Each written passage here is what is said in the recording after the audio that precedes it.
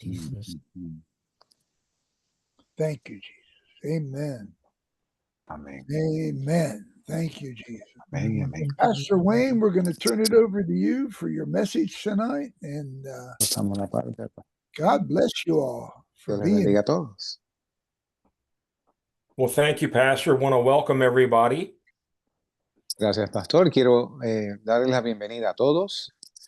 We are here every Monday night at 7 p.m. That's Eastern Time in the U.S. Estamos aquí los lunes en las noches a las 7:00 p.m. hora del este en Estados Unidos. All of these messages are recorded and they're archived on our website, which is sermononline.org. Y todos estos mensajes son grabados y archivados en nuestra página, la cual es sermononline.org. We are live on Zoom. We're live on Facebook. Estamos en vivo por Zoom y Facebook. If you would like to join our WhatsApp group, and also we can send you the link to join the Zoom group. Si quiere ser incluido en nuestro grupo de WhatsApp o en nuestro grupo de Zoom, you can email us at choose2roads@gmail.com. puede enviarnos un mensaje de correo electrónico a la dirección que acaban de escuchar, que en español se traduce como escoger dos caminos. Choose número 2 roads@gmail.com. And here's the website again, sermononline.org. Y aquí está el website una vez más, sermononline.org. Did that show up there? I'm not sure. No. Oh, I didn't share it. Okay. Give me just a second. Denme un segundo en lo que... Here we go. Aquí vamos a poner el... So the website is sermononline.org.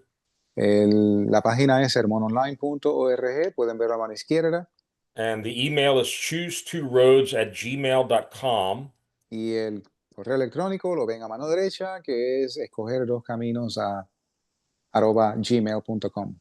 You can email us with questions, with prayer requests, or if you would like to be added to our WhatsApp group, you may do that through the email. Y usted puede enviarnos mensajes de correo electrónico si desea oración o hacernos alguna pregunta, o si quiere ser incluido en el grupo de WhatsApp o Zoom. I'm hoping to finish a 4-part series that we started 3 weeks ago. This will be the 4th and, like I say, hopefully the final part. Espero poder terminar esta noche con una cuarta parte, una serie que comenzamos hace 3 semanas. We've been looking at the Sermon on the Mount. Hemos estado mirando el Sermón del Monte. If you missed the other parts, I would strongly encourage you to go to our website. You can either listen to the recordings, download them, and there's also a copy of all of the slides that we have looked at in this PowerPoint. Y si se ha perdido algunos de los episodios anteriores, puede ir a nuestra página, descargar los podcasts gratuitamente o escucharlos directamente desde el website. También hay notas en formato PDF. The more I've gone through this sermon, the more convinced I am of this title. It's the greatest sermon Jesus ever gave. Y mientras más estudio este sermón, más me convenzo del título del estudio que le di, sí, el cual fue el sermón más grande dicho. Not just because it was the longest one recorded in the 4 Gospels. No solamente porque es el mensaje, el sermón más largo de los 4 evangelios. But you can read this over and over and over and you never get tired of it. Pero usted puede leer esto una y otra vez y usted no se cansa. And we've taken 4 weeks to look at this. You could easily spend an entire year studying it. Y hemos invertido, incluyendo hoy, 4 semanas ya estudiando esto. Fácilmente pudiera extenderse esto 1 año. I was reading something interesting just before the meeting tonight. Y estaba leyendo algo interesante antes del servicio esta noche. The famous Indian lawyer and political activist Mahatma Gandhi. Había un abogado y activista político que se conocía como Mahatma Gandhi. He was not a Christian, Él no era cristiano, but he loved the Sermon on the Mount and he was fascinated by it. pero él amaba el Sermón del Monte y le fascinaba. He read it twice a day for the last 40 years of his life. Y él, last 40, Yeah, for the ok, final 40 years of his life, he read this sermon twice every day. y él leía este sermón 2 veces diarias durante los últimos 40 años de su vida. And he was impressed with the spirit of nonviolence, turning the other cheek and all of that became a part of his philosophy, even though he wasn't a Christian. Y él estaba fascinado con el sermón, cosas tales como volverle la mejilla al que te golpee, y él incorporó estas cosas en su vida a pesar de él no ser cristiano.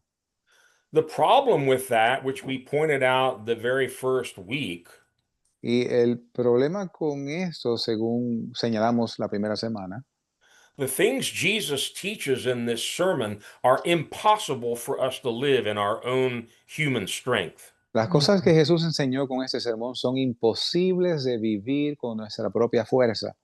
And as you read over and over the Sermon on the Mount, you begin to get an idea of what the kingdom of God is meant to be. Y según usted lee repetidamente el sermón, usted empieza a entender, a agarrar una idea de lo que es el reino de los cielos. And if you aren't in the habit of reading it regularly, I would encourage you to do that. Y si usted no tiene el hábito de leerlo de forma regular, yo le animo a que lo haga. And again, we're just kind of giving a surface look at the sermon. We're not trying to spend a whole lot of time on any one verse or section. Y estamos haciendo una especie de repaso de este sermón, no estamos profundizando en versos específicos. And again, I'm not going to have time tonight to review everything that we've covered, but in chapters 5 and 6, Y no voy a tener tiempo de repasar todo lo cubierto esta noche, pero podemos decir que en los capítulos 5 y 6 we saw many instances where Jesus does talk about the kingdom of heaven, and he often refers to your Father as he's speaking to the disciples. vimos cómo él en numerosas ocasiones hablaba sobre el reino de los cielos y cuando se dirigía a los apóstoles, les decía, refiriéndose a Dios, se refería a él como vuestro Padre. And two words I've been using to describe this sermon, I think, are accurate. Y dos palabras que entiendo yo son precisas para describir el Sermón del Monte. It's radical and it's revolutionary. Es radical y revolucionario. And it will do you and me no good unless we put it into practice. Y no nos va a hacer bien ni a ustedes ni a mí, a menos que lo pongamos en práctica. We might be able to cover these 3 chapters in 4 weeks. Quizás podamos cubrir estos 3 capítulos en 4 semanas. It's going to take us a lifetime to put it into practice. Nos va a tomar una vida ponerlos en práctica. And I think I've mentioned when I first got saved, I was so captivated by this portion of scripture. I actually memorized it. Y cuando yo llegué a los caminos del Señor, yo estaba cautivado por esas escrituras, específicamente unos versos. And I would walk around in the woods just reciting this over and over and over. And to this day, I'm still learning more from it, and I'm also challenged more than ever how to get this into my life. Y yo acostumbraba a pasearme por el bosque recitando los pasajes de este sermón. Y a estas alturas de mi vida me empiezo a preguntar cómo pueden integrarse más en mi vida. So here we go with chapter 7. Así que aquí vamos con el capítulo 7 de Mateo. I told you last week, fasten your seat belts this week. Les dije la semana pasada que se abrochen los cinturones hoy. Jesus has some amazing things that he's going to talk about here. Y Jesús tiene cosas asombrosas que hablarnos aquí. Here's an outline. Aquí hay un bosquejo. The first section, he's going to talk about judging other people. En la primera parte, él va a hablar sobre juzgar a los demás. Then he's going to come back to something he already taught about in chapter 6, namely prayer. Y después regresa a algo que ya él habló en el capítulo 6, en este caso la oración. He's going to go deeper, though, into that. Y va a profundizar en eso. He's going to speak about two places and two roads that lead to those two places. Y Jesús también va a hablar sobre dos lugares y dos caminos que llevan a estos respectivos lugares. When we get there, we'll understand these are places in eternity. Y cuando lleguemos a esa parte vamos a entender que estos son sitios en la eternidad. One place he refers to as life. Un lugar, él se refiere como a la vida. The other place he refers to as destruction. Y el otro lugar él se refiere como la destrucción. We've already seen in earlier parts of the sermon, he talks directly about heaven and hell. Y vimos en la parte inicial del sermón que él habla directamente del cielo y del infierno. Then he's going to talk about different kinds of trees and the fruit that they produce. Y después él va a hablar de diferentes tipos de árboles y los frutos de cada uno. He's going to again emphasize the importance of doing the Father's will. Después va a enfatizar la importancia de hacer la voluntad del Padre. He already taught us to pray, your will be done. Ya nos enseñó a orar de la siguiente forma: hágase tu voluntad. He's going to emphasize once again the importance not just of being religious and doing a whole bunch of things, but doing the will of the Father. Y nos va a hablar no solo de ser religiosos y hacer muchas cosas, sino de hacer la voluntad del Padre. Then he finishes with a very powerful picture, which I think most of us are familiar with. Y después finaliza con un cuadro poderoso que creo que la mayoría de nosotros conocemos. Two kinds of builders, two kinds of buildings. Dos tipos de obreros constructores y dos tipos diferentes de edificaciones. One he calls foolish and one he calls wise. Uno llama necio, el otro llama sabio. And remember, at the very beginning, we saw that when Jesus began this sermon, he went up on the mountain and he was speaking directly to his disciples. Y no nos olvidemos que cuando Jesús comenzó este sermón, él subió al monte y él estaba hablando directamente a sus discípulos. And let me just insert here again, the purpose of this sermon was not to lead someone to salvation. Y déjeme intercalar aquí una vez más que el propósito del sermón no era cómo llevar a la gente a la salvación. It's not kind of, 4 steps how to get saved. No era algo así como 4 pasos para ser salvo. This sermon is for a very different purpose. Este sermón es para un propósito muy diferente. We said that it's kind of like the bylaws in a constitution. Es algo así como las leyes y la constitución. These are the laws of the kingdom. Estas son las leyes del reino. His listeners knew about the law of Moses, but over and over he says, you know about that, but now I'm telling you something different. Sus oyentes conocían la ley de Moisés y él les decía, ustedes conocen esto, pero ahora yo les estoy diciendo algo diferente. You have heard it said, don't murder, but now I'm going to tell you, don't even be angry. Y ustedes escucharon en el pasado que fue dicho, no matarás, mas yo os digo, ni siquiera se enfaden. When he finishes the sermon, we find out the whole crowd has also been listening. Y vemos que durante el sermón, la multitud entera había estado escuchando. And as you and I should be, they were totally amazed at what he was teaching. Y de la misma forma que ustedes y yo debiéramos estar, esa multitud estaba maravillada de su doctrina. Okay, here we go. Aquí vamos. I'm going to read Matthew 7, verses 1 to 5. Vamos a leer Mateo 7, versos del 1 al 5.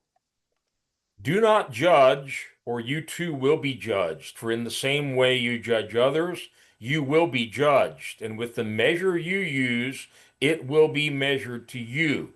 Why do you look at the speck of sawdust in your brother's eye and pay no attention to the plank in your own eye? How can you say to your brother, let me take the speck out of your eye, when all the time there is a plank in your own eye? You hypocrite! First take the plank out of your own eye, and then you will see clearly to remove the speck from your brother's eye. No juzguéis para que no seáis juzgados, porque con el juicio con que juzgáis seréis juzgados, y con la medida con que medís os volverán a medir. ¿Y por qué miras la paja que está en el ojo de tu hermano, pero no consideras la viga que está en tu propio ojo? ¿O cómo dirás a tu hermano, déjame sacar la paja de tu ojo, y he aquí hay una viga en tu propio ojo? Hipócrita, saca primero la viga de tu propio ojo, entonces mirarás claramente para sacar la paja del ojo de tu hermano. We could easily spend the entire night on this one passage, Fácilmente podemos pasar la noche entera en este pasaje, but I will try to keep it brief. pero voy a tratar de mantenerlo breve. But this matter of judging is extremely important, so we're going to park here for just a few minutes. Pero esta cuestión de juzgar es extremadamente importante, así que nos vamos a estacionar aquí por unos minutos. I would posit that many Christians don't fully understand this, or they apply it in a wrong way. Yo creo que muchos cristianos no entienden esto por completo o lo aplican de forma incorrecta. Jesus is very clear, do not judge. Jesús está muy claro diciendo, no juzguéis.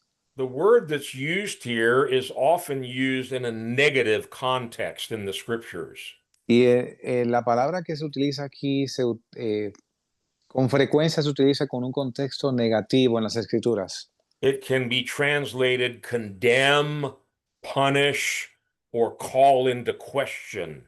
Puede ser traducido como condenado, castigado o cuestionado. So, in the context that Jesus is speaking here, I should not judge Dari, meaning I'm condemning him or questioning his character. Y en el contexto que Jesús lo dice aquí, por ejemplo, yo no debiera condenar a Dari o cuestionar su carácter. The Bible is very clear. We cannot, and therefore we should not, try to judge people's motives. Y la Biblia es muy clara al decir que no debiéramos nosotros juzgar los motivos de las personas. And we certainly should not judge people by their appearance. Y ciertamente no debiéramos tan siquiera juzgar a las personas por su apariencia.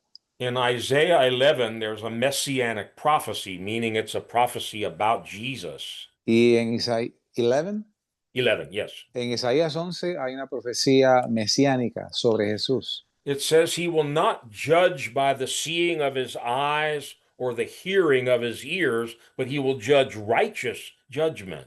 Dice que no juzgará por la vista de sus ojos, sino que juzgará con juicio. We can learn a lot from that. Y podemos aprender mucho sobre esto. I don't know about you, but many times I've judged a situation by how it appeared, and God showed me I was totally wrong. No sé ustedes, pero yo con frecuencia he juzgado una situación por apariencia y Dios me ha mostrado lo equivocado que estaba. So, yes, we must be careful about judging people and situations by their appearance. Así que debemos tener cuidado en no juzgar a las personas por la apariencia. I think Jesus is definitely saying we should not criticize, put down, speak evil about fellow believers. Y creo que lo que Jesús está diciendo es que no debemos criticar, disminuir compañeros creyentes. All that said, Dicho esto, Christians must be capable of judging. los cristianos deben ser capaces de juzgar. Say, wait a minute, Pastor, you're confusing me. Jesus just said we shouldn't do it. Pastor, usted me está confundiendo. Jesús acaba de decir que no debemos juzgar.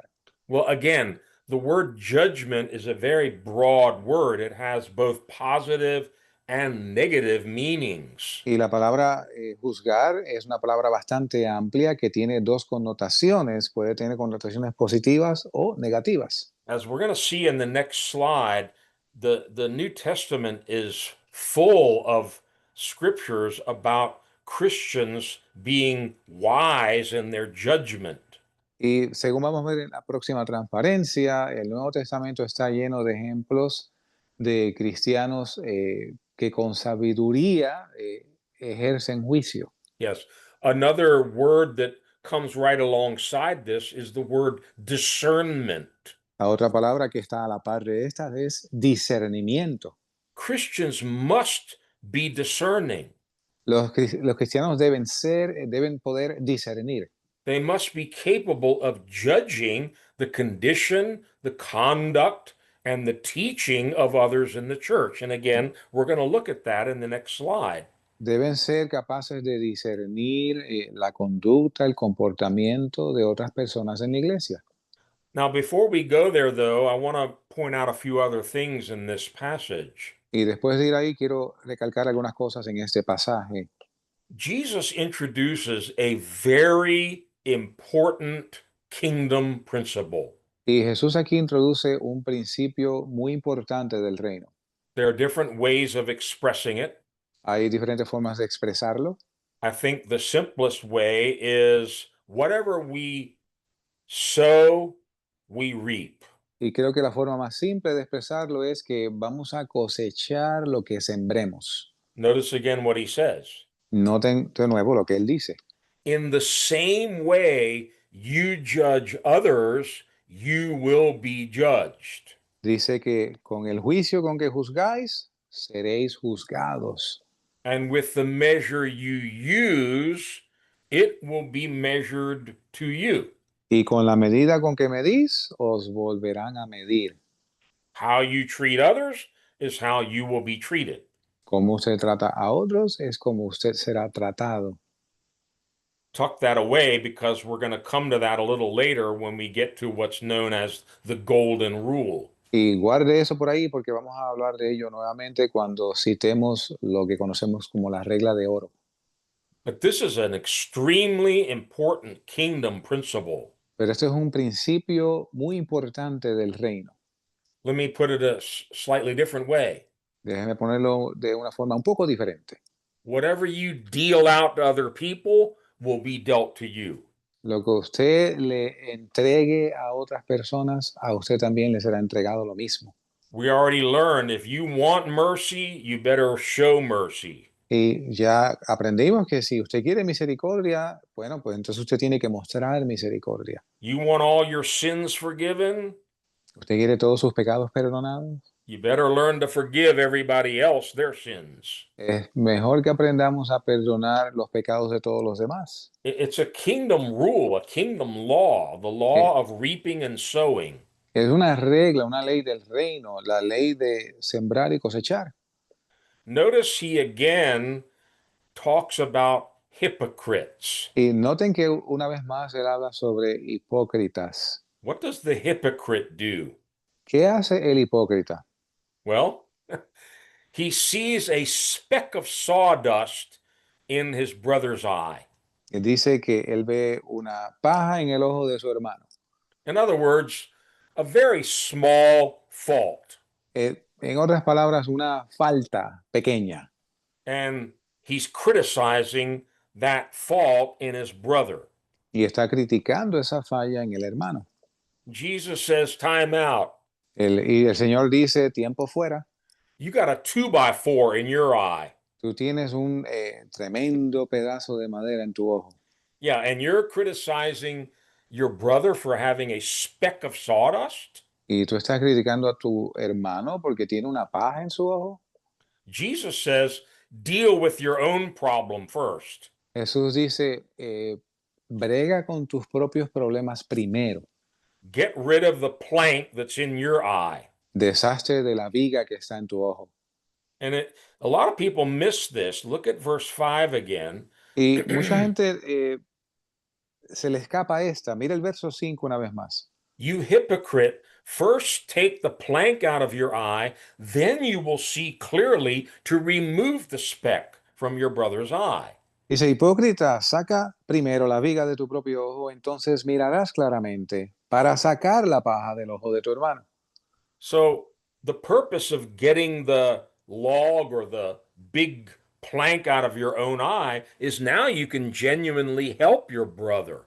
Así que el propósito de sacar la viga de tu propio ojo es que ahora, una vez hecho, genuinamente puedes ayudar a sacarle la paja al ojo de tu hermano. I love this picture of a speck of sawdust and this huge log, some translations use, or this huge plank of wood. Y me encanta esta visualización de una paja comparada con una viga de madera. Algunas traducciones lo traducen como una gran viga de madera. What it has spoken to me, and it may have other interpretations, Y lo que me ha hablado a mí, y puede tener otras interpretaciones, but we, and I'm saying we hypocrites, y que nosotros, y digo nosotros, los hipócritas, we often use two different standards.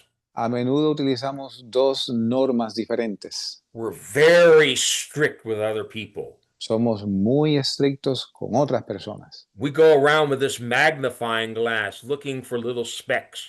Vamos por ahí con lo que llamamos en español con una lupa buscando esas pajitas. Ah, I caught you. You got a speck of sawdust. Ah, te agarré, mira, tienes una pajita aquí. Meanwhile, we're very lenient with ourselves. Mientras tanto, somos muy llevaderos con nosotros mismos. We're real harsh on other people. Somos muy severos con otras personas. But, yeah, I got a little problem. I mean, it's big like a log, but my problem really isn't that serious. Y sí, yo tengo un problemita, es del tamaño de una viga de madera, pero no es tan serio el problema que yo tengo. Jesus says we've got it backwards. Y Jesús dice que nosotros estamos mirando esto al revés. The big problem that you need to be able to judge accurately first is your own. El problema grande que debemos con precisión encargarnos de es nuestro problema. Then you will be in a position to genuinely help other people with their problems. Entonces tú vas a estar en una posición para genuinamente ayudar a otras personas con sus problemas. But when you do, like it says in Galatians, you do it humbly. Y cuando lo hagas, como dice Gálatas, tú lo haces con humildad. Brother, I notice you have a little speck of sawdust. I can probably help you because I used to have a log in my own eye. Hermano, veo que tú tienes una pajita en el ojo. Yo te puedo ayudar porque yo tenía una viga antes.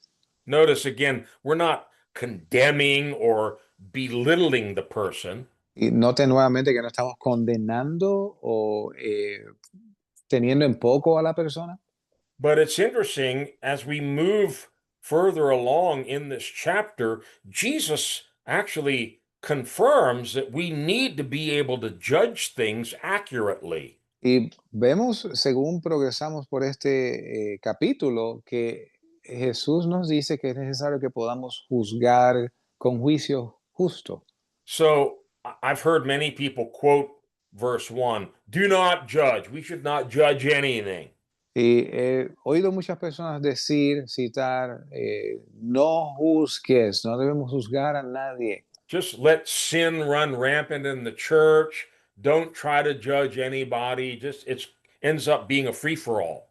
Deja que el pecado corra con libertad en la iglesia, no debemos juzgar a nadie y eso se convierte en un libertinaje. Okay, so this is the question. Así que esta es la pregunta. When do we judge? What are we supposed to judge? La pregunta es, ¿cuándo estamos supuestos a juzgar? Well, let me take you to a verse of scripture here. It's not on the screen, but we'll look it up. Vayamos a un verso de la Escritura, no está en la pantalla, pero vamos a mirarlo. As I mentioned earlier, Christians must be discerning and they must be capable of judging things. Y como dijimos anteriormente, los cristianos deben ser capaces de discernir y juzgar cosas. Particularly, we have to be able to judge the condition, the conduct, and the teaching of others in the church. En particular, debemos ser capaces de juzgar la conducta, el comportamiento de otros en la iglesia. Okay, let's go to this verse, Philippians 1, verse 9. Vayamos a Filipenses 1, verso 9. Now, depending on the translation, King James uses the word judgment. New King James and the New American Standard, I think, have changed it to discernment. Dependiendo la traducción, la Biblia King James utiliza juicio, la nueva versión internacional dice discernimiento, and mine does as well. Okay, this is the King James. Ok, esta es la versión King James. And this I pray, that your love may abound yet more and more in knowledge and in all judgment. Y esto pido en oración, que vuestro amor abunde aún más y más en conocimiento y en todo discernimiento. La versión que leyó dice juicio. Okay. And then the New King James is almost the same. Y la nueva versión King James es casi lo mismo. And this I pray, that your love may abound still more and more in knowledge and all discernment. Okay, esto pido en oración, que vuestro amor abunde aún más y más en conocimiento y en todo discernimiento. So, we often think, well, if you're going to love somebody, you shouldn't judge them. Y a menudo oímos, bueno, si vas a amar a alguien, no lo puedes juzgar. But that's not what Paul is saying. Pero esto no es lo que Pablo está diciendo aquí. He says, I'm praying that your love abounds more and more, but add to it judgment and discernment. Y Pablo dice que yo oro que vuestro amor abunde más y más, pero que le añadan conocimiento y discernimiento. Now, I could easily spend the rest of the night on this. I'm going to try to run through these quickly. If you want to copy down the verses and look them all up on your own, or again, you can download this whole PowerPoint and look up the verses later. Pudiera pasar toda la noche en los próximos versos, pero los voy a pasar de forma breve. Usted puede descargar las notas que tienen todos estos versos. I didn't try to make an exhaustive list. I just listed 4 or 5 clear portions of Scripture where believers in the church are supposed to be able to judge accurately. Y no hice una lista exhaustiva, sino que hice una lista de unos 4 o 5 ejemplos en las Escrituras donde los creyentes deben ser capaces de juzgar correctamente. Number 1, in 1 Corinthians chapter 6, Número 1, en 1 Corintios capítulo 6. they had believers in the church that were suing each other in court. Ellos tenían creyentes en la iglesia que estaban demandándose legalmente unos a otros. In this passage, Paul rebukes them. He says, we're going to judge angels. Y en este pasaje, Pablo los reprende y les dice, miren, nosotros un día vamos a estar juzgando ángeles. Can't you even judge these matters between yourselves within the church? ¿No pueden ustedes tan siquiera juzgar estas cosas entre ustedes mismos en la iglesia? So particularly pastors and leaders of the church, they have to be able to help judge these matters. En particular, pastores y líderes en la iglesia deben ser capaces de ayudar a juzgar estas cosas.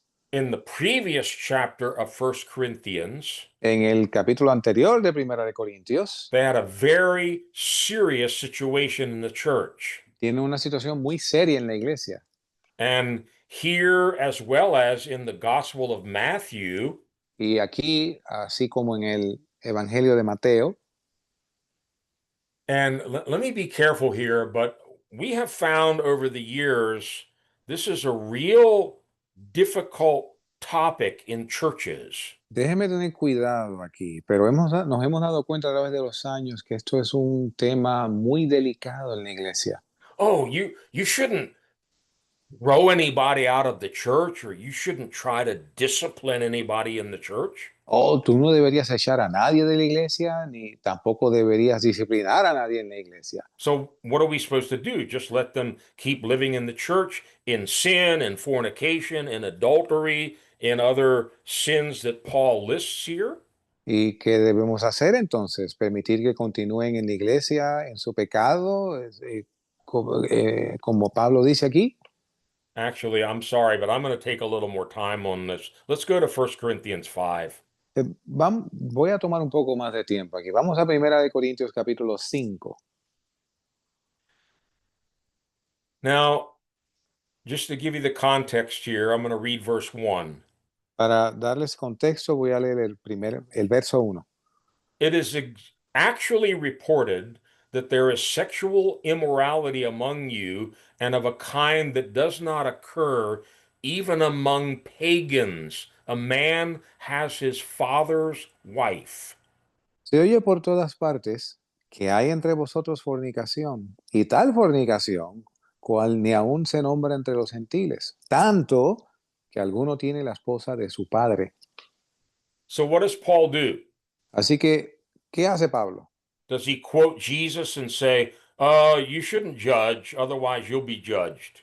Cita a él a Jesús diciendo, no debes juzgar porque entonces no serás juzgado. That's basically what happens in many churches. Eso es básicamente lo que pasa en muchas iglesias. But look at verse 2.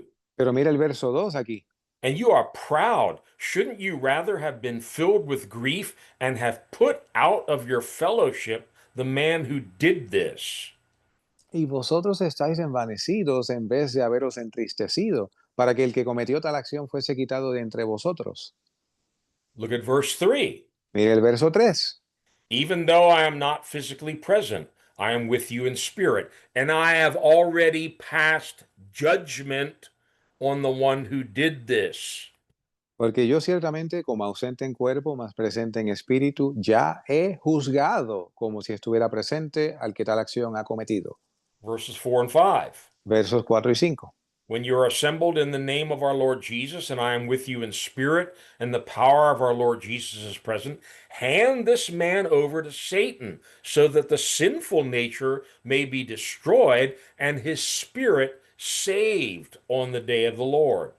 En el nombre de nuestro Señor Jesucristo, congregados vosotros y mi espíritu, con el poder de nuestro Señor Jesucristo, el tal sea entregado a Satanás para la destrucción de la carne, para que el espíritu sea salvo en el día del Señor Jesús.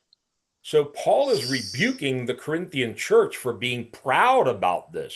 Así que Pablo está reprendiendo a la iglesia de los Corintios por estar orgullosos de esto. Maybe they thought they were doing something good. Well, we're not going to judge this man. We're just going to let him keep, doing whatever he's doing. Quizás ellos estaban pensando, bueno, no vamos a hacer nada con este hombre, vamos a dejarlo que continúe haciendo lo que está haciendo. Here's the problem with that. Aquí está el problema con esto. Verse 6. Verso 6. Your boasting is not good. Don't you know that a little yeast works through the whole batch of dough? No es buena vuestra jactancia. ¿No sabéis que un poco de levadura leuda toda la masa? So Paul says you allow a little bit of sin in the church, it's like yeast working through the whole batch of dough. Y Pablo está diciendo, tú dejas que un poco de pecado entre en la iglesia, es como levadura que leuda toda la masa. If you leave it alone, it'll corrupt the whole church. Si lo dejas quieto, va a corromper toda la iglesia. Verse 7. Verso 7. Get rid of the old yeast that you may be a new batch without yeast as you really are. For Christ, our Passover lamb, has been sacrificed. Limpiaos pues de la vieja levadura para que seáis nueva masa, como sois sin levadura, porque Cristo, nuestra Pascua, ya fue sacrificado por nosotros. Now I'm going to read verses 9 to 13 very quickly. Voy a leer brevemente versos del 9 al 13. I have written to you in my letter not to associate with sexually immoral people, not at all meaning the people of this world who are immoral or the greedy and swindlers or idolaters. In that case, you would have to leave this world. But now I am writing you that you must not associate with anyone who calls himself a brother, but is sexually immoral or greedy, an idolater or a slanderer, a drunkard or a swindler. With such a man, do not even eat. What business is it of mine to judge those outside the church? Are you not to judge those inside? God will judge those outside. Expel the wicked man from among you. Os he escrito por carta que no os asociéis con los fornicarios, mas no del todo con los fornicarios de este mundo, o con los avaros, o con los ladrones, o con los idólatras, pues entonces os sería necesario salir del mundo. Mas ahora os he escrito que no os asociéis con ninguno que, llamándose hermano, sea fornicario, o avaro, o idólatra, o maldiciente, o borracho, o ladrón, con el tal ni aun comáis. Porque, ¿qué me va a mí en juzgar a los que están afuera? ¿No juzgáis vosotros a los que están adentro? Porque los que están afuera Dios juzgará. Quitad pues a ese perverso de entre vosotros. Now, in verse 11, Paul lists a number of serious sins: En el verso 11, Pablo enumera una serie de pecados graves: sexual immorality, inmoralidad sexual, greed, avaricia, idolatry, idolatría, slander or gossip, maledicencia o chisme, drunkenness, borracho, and swindling or cheating people. ladrón, tramposo. He says, what are you doing having people like that in the church and even having communion with them? ¿Y qué hacen ustedes con gente así en la iglesia y aún teniendo comunión con ellos? With such people, don't even eat. Dice, con los tales ni siquiera os sentéis a comer. Now, some churches, they get real strict with things like adultery or sexual immorality. Algunas iglesias son muy estrictas con cosas como adulterio y fornicación. Well, we should be equally strict with the other sins that Paul lists here. Y deberíamos ser igualmente estrictos con el resto de los pecados que Pablo aquí menciona. If he's saying you shouldn't even eat with a brother or a sister who's involved in this kind of sin, Si él dice que ni siquiera debiéramos sentarnos a comer con el hermano o la hermana que están envueltos en este tipo de pecados, how can we allow them to be in the church? Maybe they're a deacon or a Sunday school teacher or who knows. ¿cómo dejamos que permanezcan en la iglesia, con algunos de ellos como diáconos o maestros de escuela dominical?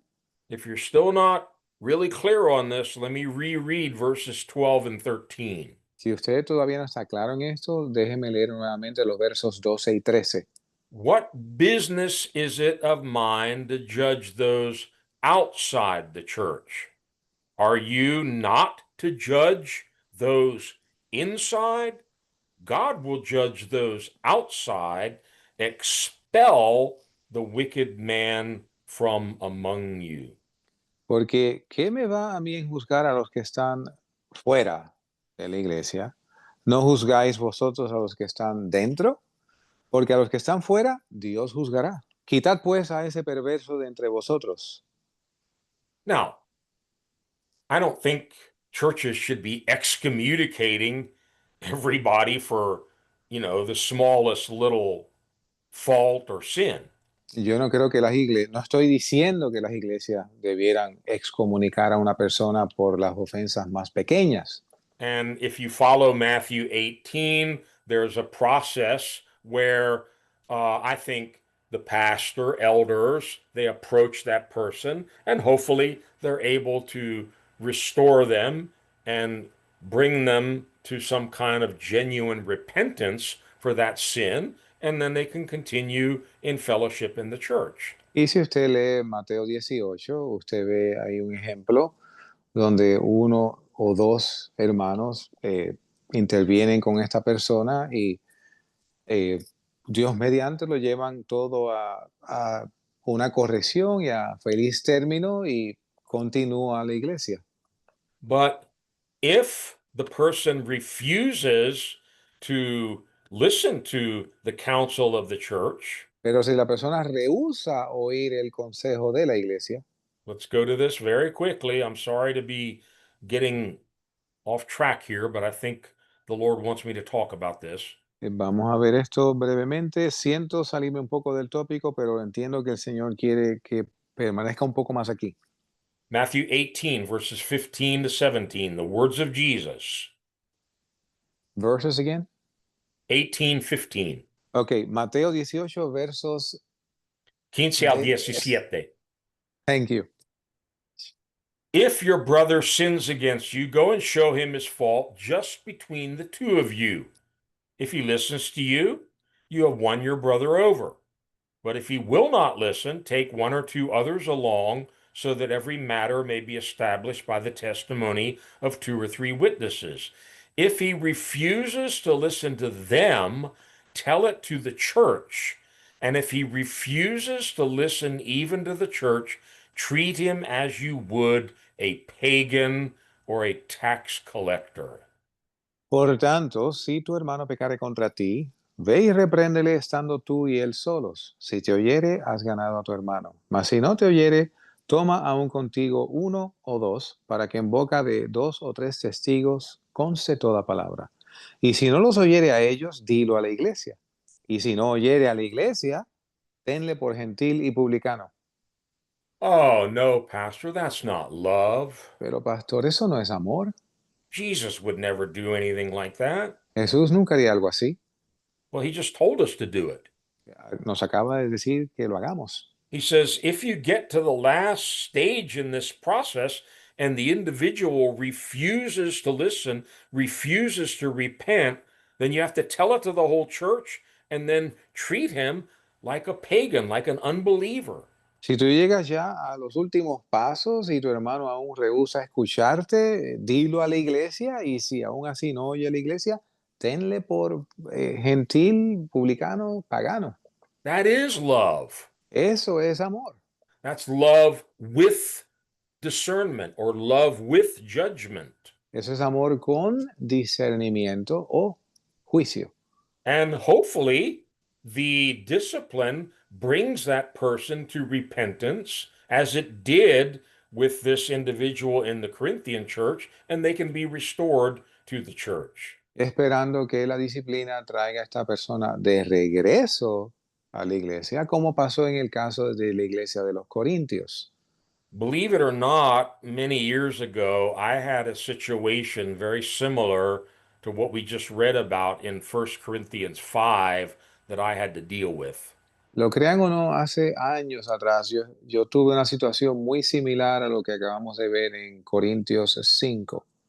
Young couple in the church, I had actually married them, Una pareja joven en la iglesia, de hecho yo los casé, and the girl's husband y el esposo was having an affair with her mother. estaba teniendo un romance con la mamá de ella. Can you imagine? ¿Se puede usted imaginar esto? And as you can well imagine, this was very, very painful for Y, her and for the whole church. y si usted se puede imaginar, esto fue sumamente doloroso para la joven y para toda la iglesia. But just imagine if we had just let that go on and didn't try to bring any discipline. Pero imagínense que nosotros hubiéramos permitido que aquello continuara y no hubiéramos incurrido en ninguna disciplina. We had to publicly discipline this man and put him out of the church. Y tuvimos que públicamente disciplinar a este hombre y ponerlo fuera de la iglesia. Thankfully, he eventually came to his senses. He repented, and he and his wife were restored in their marriage. It was a miracle. Y fue un milagro. Eventualmente este hombre entró en razón, se arrepintió, regresó a la iglesia y fueron restaurados nuevamente. So when Jesus says, don't judge, Así que cuando Jesús dice, no juzguéis, it's not a blanket commandment. Don't judge anything or anybody. no es un mandamiento generalizado de que no juzguen nada ni nadie. There are a number of areas, let's keep moving here, where we have to judge. Hay un sinnúmero de áreas que tenemos que juzgar. Number three, we have to be able to judge doctrine. Número 3, debemos ser capaces de juzgar doctrinas. We're going to get to that in a few verses here in Matthew 7. Y vamos a llegar a eso en algunos versos de Mateo 7. We have to be able to judge between false and true prophets. Debemos ser capaces de juzgar entre verdaderos y falsos profetas. We have to be able to judge the teaching and the preaching of different ones and determine whether it's correct or false. Y debemos ser capaces de juzgar la enseñanza, la predicación de ambos para determinar cuál de ellos es falso. We're going to be coming to Matthew 7 in a few minutes, and there are other verses here. If you want to look them up on your own time, please do so. Y vamos a regresar a Mateo 7 en unos minutos. A fourth area, we have to be able to judge or discern between a true and a false believer. Y una cuarta área, debemos ser capaces de juzgar entre un creyente falso y uno verdadero. Let's go to this very quickly. 2 Corinthians 6:14. Vayamos a 2 de Corintios 6:14. This is where Paul says, "Do not be yoked together with unbelievers. For what do righteousness and wickedness have in common? Or what fellowship can light have with darkness?" Aquí Pablo escribe, no os unáis en yugo desigual con los incrédulos, porque ¿qué compañerismo tiene la justicia con la injusticia? ¿Y qué comunión la luz con las tinieblas? You know, Pastor Tom and I were talking about this last week. El pastor Tom y yo hablábamos sobre esto la semana pasada. We're going to need discernment in these last days. Vamos a necesitar discernimiento en estos últimos días. How can you do verse 14 if you can't tell the difference between a believer and an unbeliever? ¿Y cómo podemos ejecutar lo que nos dice el verso 14 aquí si no podemos juzgar entre un creyente verdadero y uno falso?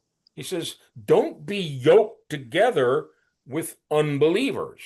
Dice que no nos unamos en yugo desigual con los incrédulos. So it implies we must be able to tell the difference, Así que implica que debemos ser capaces de ver la diferencia. meaning we need discernment.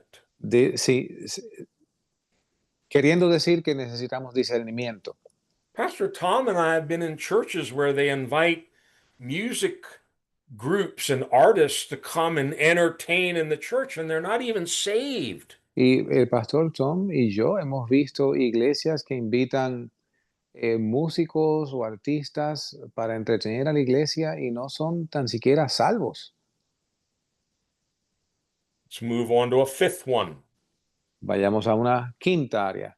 If you go to these verses, and I'm not going to take the time, but in 1 Timothy 3, Paul gives a long list of qualifications for those that are to serve as elders and deacons in the local church. En Primera de Timoteo, capítulo 3, Pablo provee una lista bastante extensa de atributos que debe tener una persona que quiera servir en la iglesia. Well, again, these individuals have to be judged. Pero nuevamente, estos individuos deben ser juzgados. We have to judge whether or not they're qualified for that office as an elder or a deacon. Debemos juzgar si estas personas están cualificadas para ser un anciano o ser un diácono.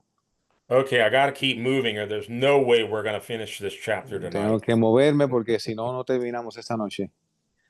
I think you're starting to see why, I'm not exaggerating, we could spend a year Yo creo que usted está ya viendo, y no estoy exagerando, que pudiéramos fácilmente pasar el año entero aquí. But my purpose is not to go deeply into every single verse, but for you to read and study these on your own. Mi propósito no es profundizar en detalle cada verso, sino que usted de forma regular lea y estudie este sermón. Matthew 7, verse 6. Mateo 7, verso 6.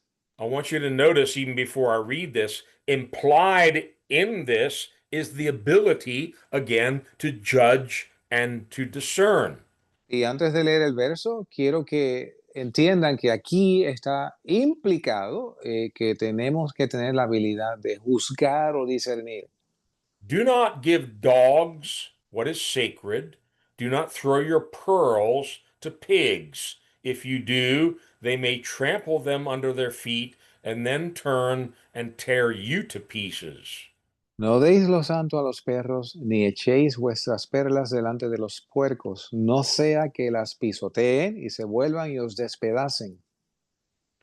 Now, dogs and pigs in the New Testament speak about unclean, wicked Lo- people. los perros y los cerdos en el Nuevo Testamento habla sobre personajes inmundos. Yeah. Okay, so how are we to do this? ¿Y cómo se supone que hagamos esto? Unless we can discern a dog or a pig. A menos que podamos discernir un perro o un cerdo. Because Jesus says, be careful with sacred things. Y porque Jesús dice que tengamos cuidado de las cosas santas. Don't give them to the dogs. No se las deja a los perros. Don't give them to the pigs. No se las deja a los cerdos. Well, what is he really talking about here? ¿De qué está hablando él aquí? Well, there may be a number of meanings, but I'll share with you how it has guided me over the years.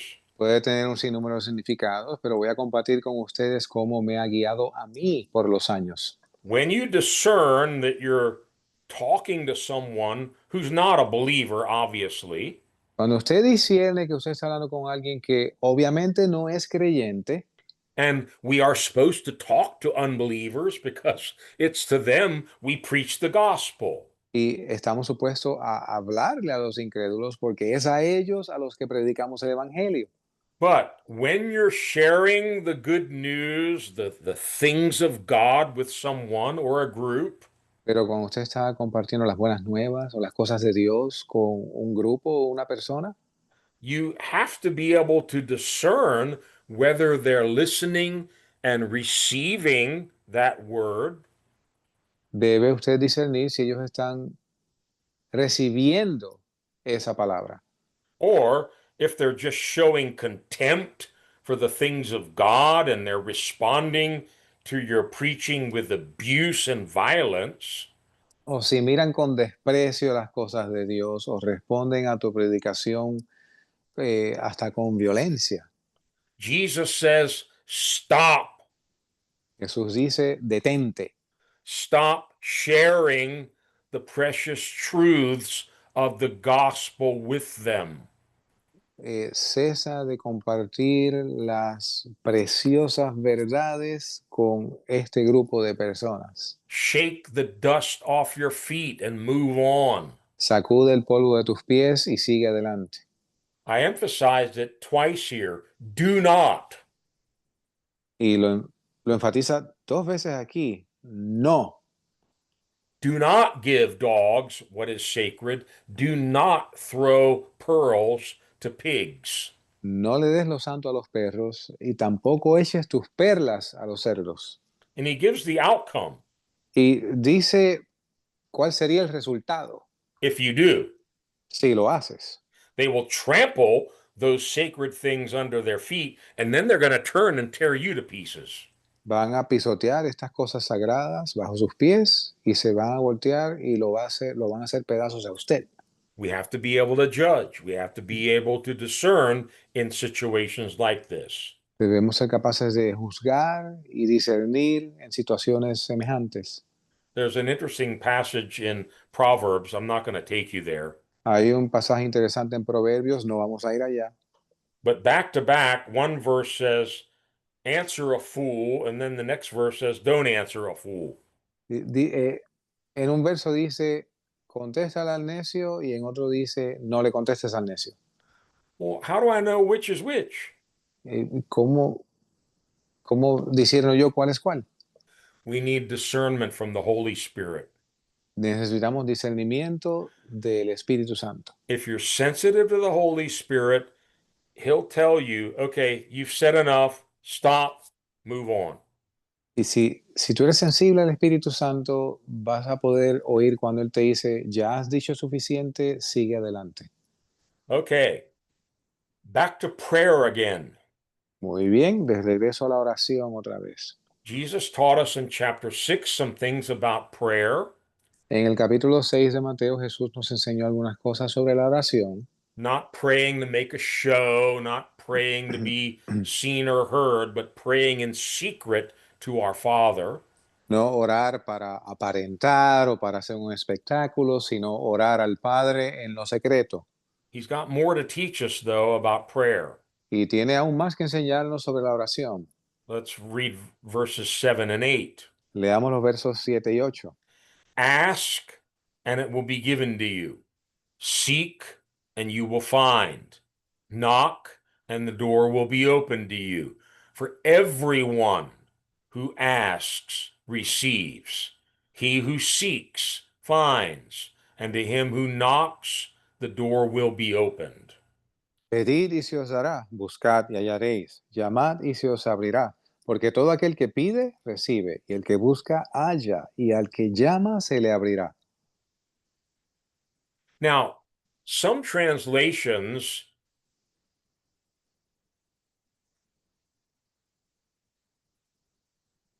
go ahead. Some translations, Oh, I'm sorry. Algunas traducciones they read, keep on asking, keep on seeking, keep on knocking. algunas traducciones dicen que persistas, que no ceses de llamar, de buscar, de pedir. Which is actually a better way of translating this, because in the original Greek, Jesus uses what's called the perfect tense. Ok. All right. Esa versión es bastante precisa porque en el griego original la palabra el verbo que Jesús aplica está en la conjugación perfecta.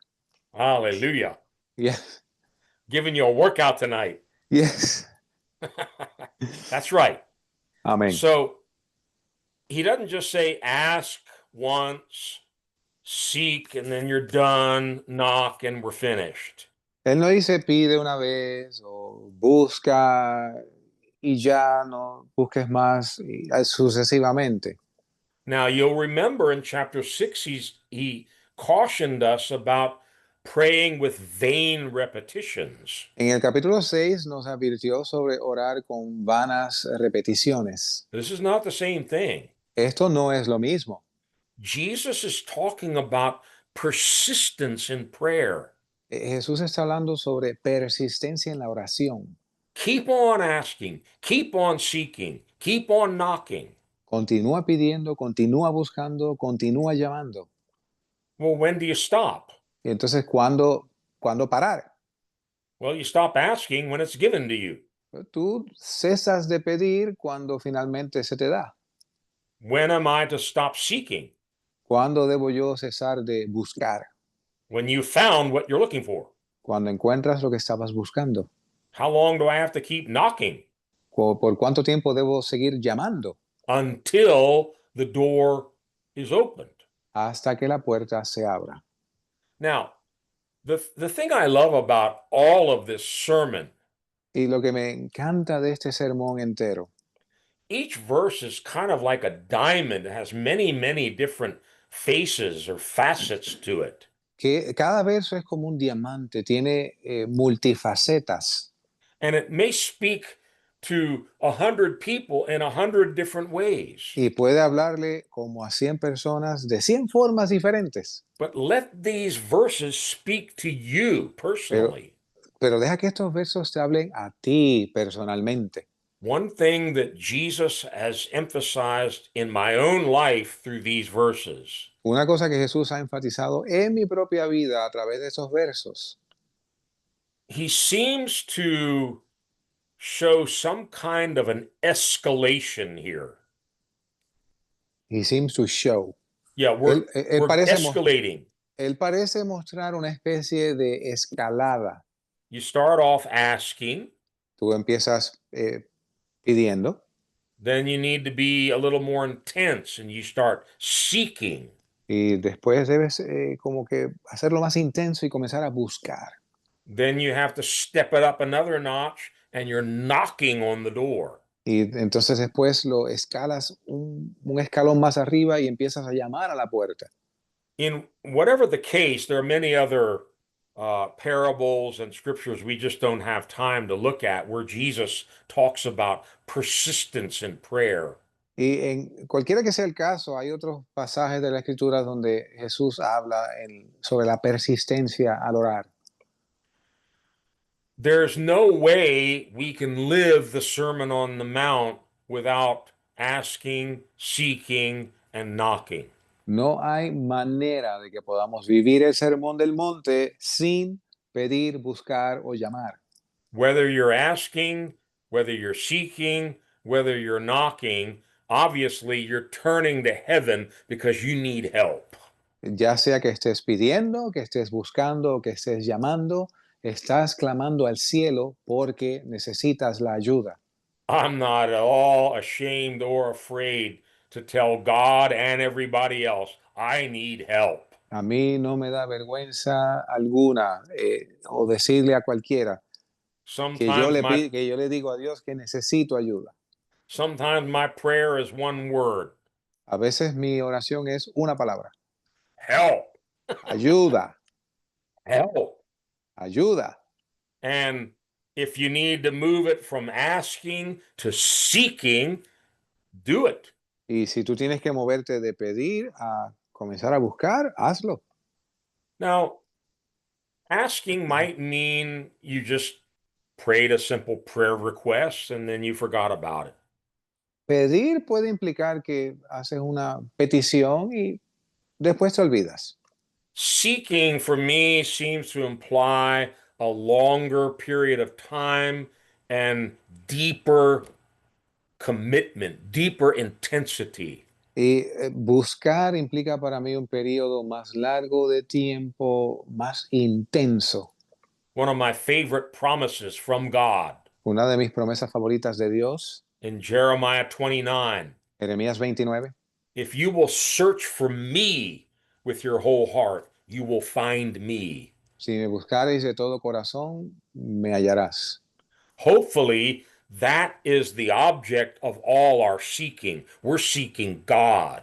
Y ojalá que ese sea el objetivo de nuestra búsqueda. Estamos buscando a Dios. We ended chapter 6 with that verse, seek first the kingdom of God and his righteousness. Y finalizamos el capítulo 6 de Mateo con esa palabra. Buscad primeramente el reino de Dios y su justicia y estas cosas serán añadidas. And sometimes things get so desperate, we have to go to knocking. Y a veces las cosas se vuelven tan desesperadas que ahí pasamos a llamar a la puerta. God opens doors that no man can close. Dios abre puertas que no hay hombre que las pueda cerrar. And sometimes we just have to keep knocking and knocking until that door opens or until God says it's not going to open.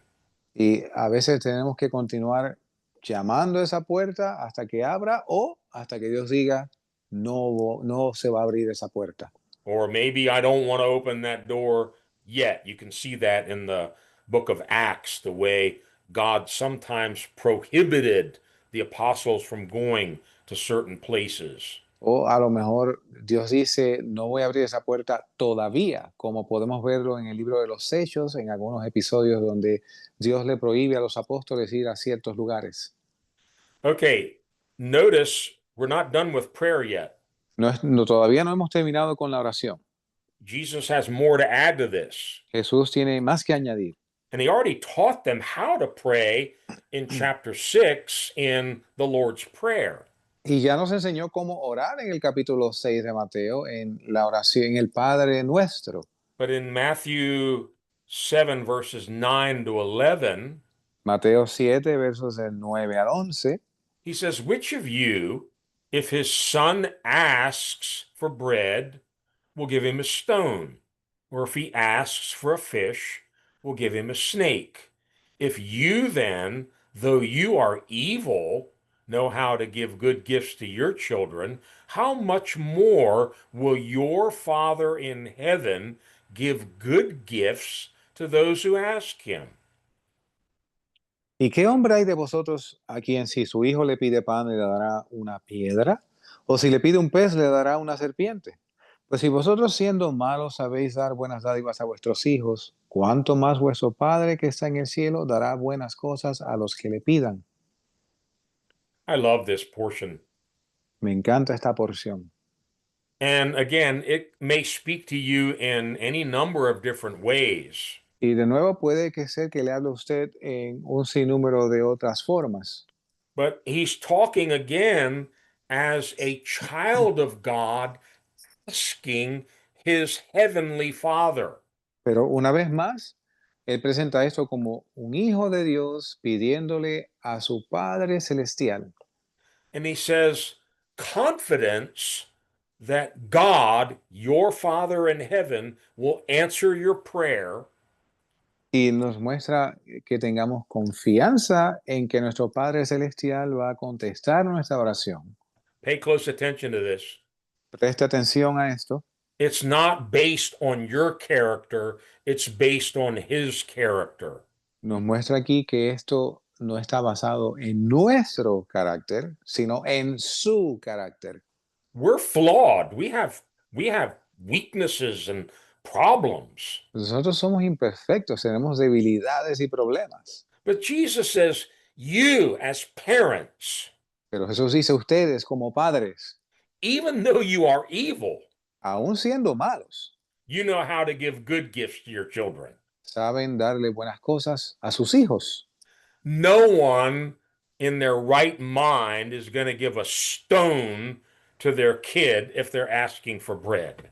Y nadie en su sano juicio le va a dar una piedra a su hijo si su hijo le pide pan. No one's going to give a snake to their kid when he's asking for fish. Y nadie le va a dar una serpiente a su hijo si su hijo le está pidiendo un pez.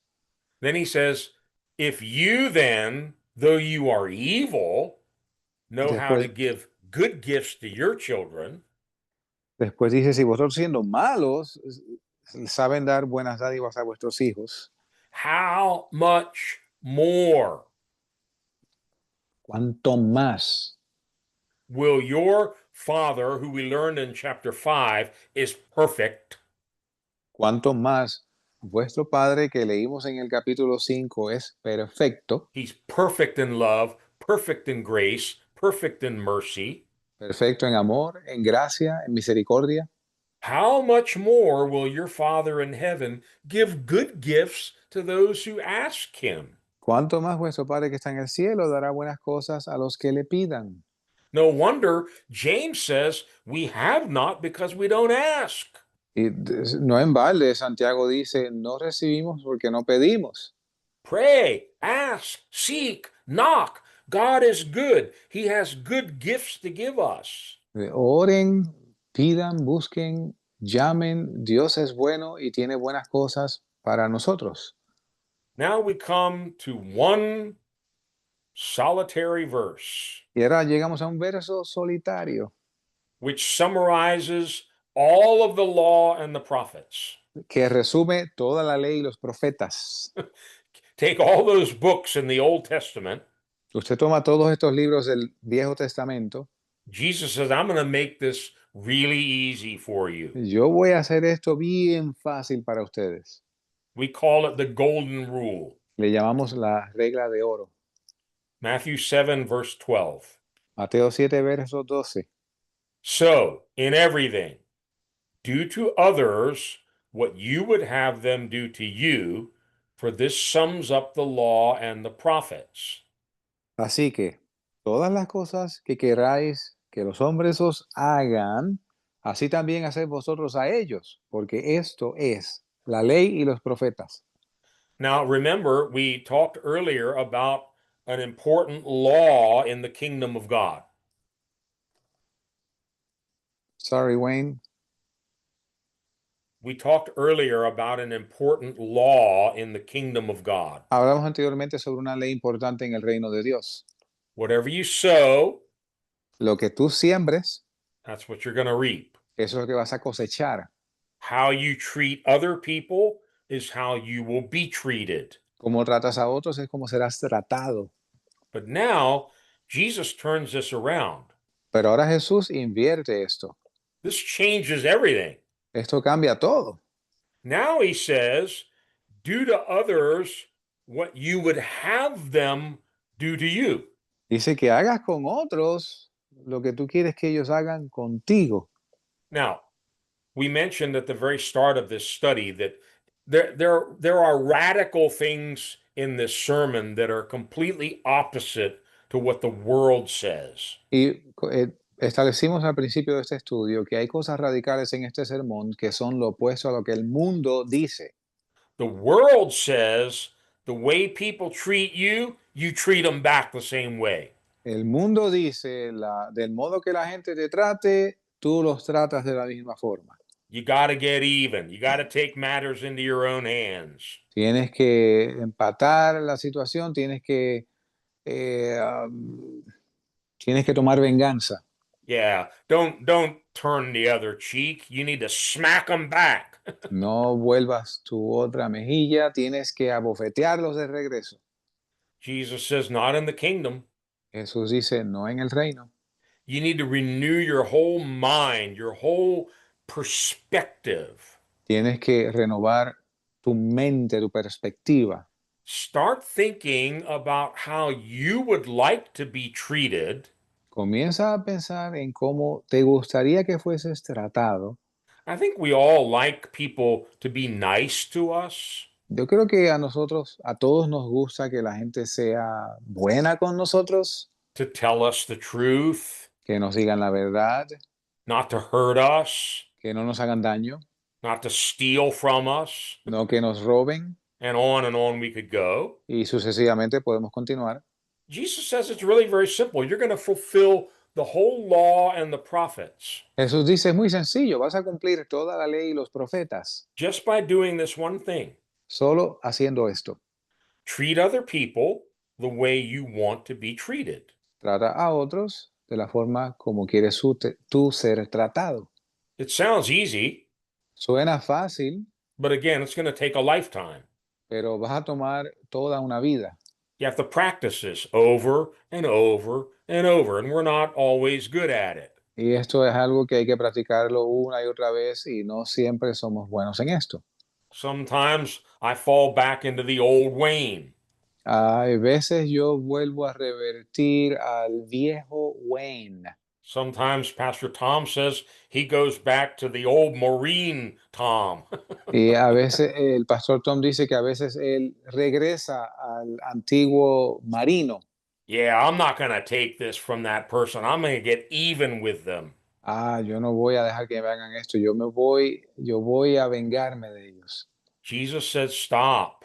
Jesús dice, detente. How would you want to be treated? ¿Cómo te gustaría que fueses tratado? Do that to others. Haz esto a los demás. Again, we could spend a whole night on this.